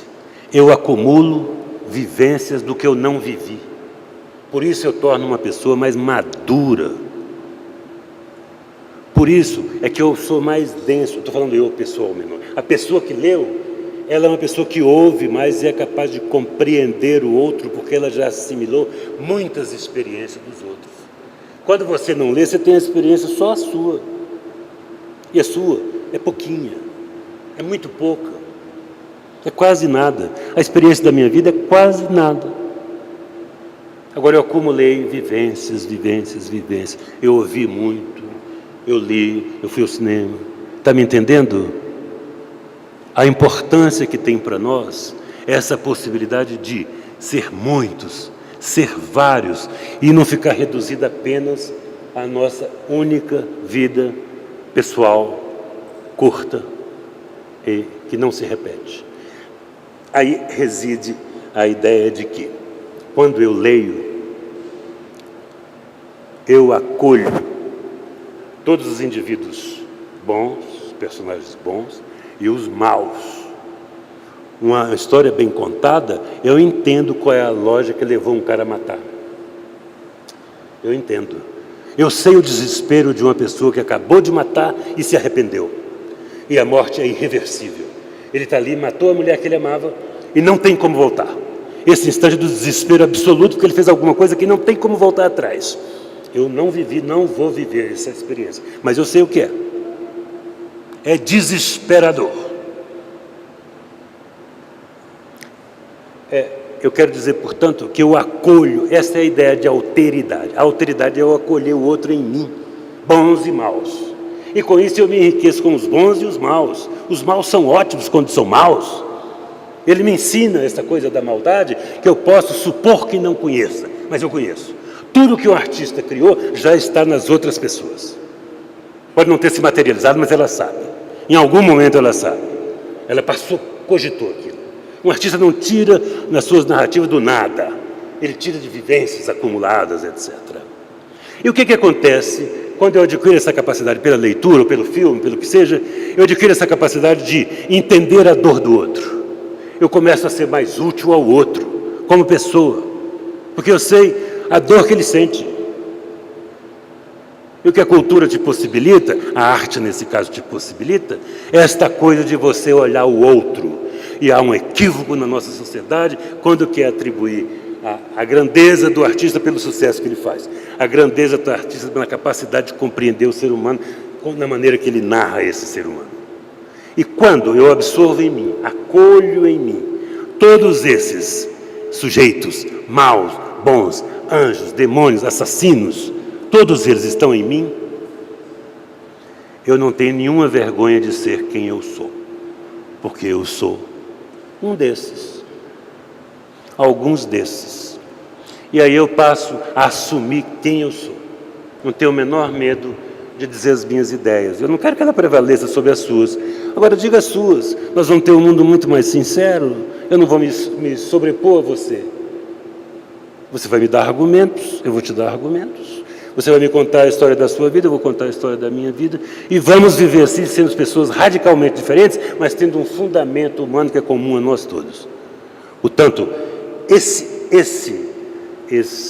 tudo isso resume numa coisa muito importante, que é, primeiro, a absorção subjetiva da arte. E é a ideia de que eu vou ser muito feliz quando eu for quem eu sou. Muito obrigado.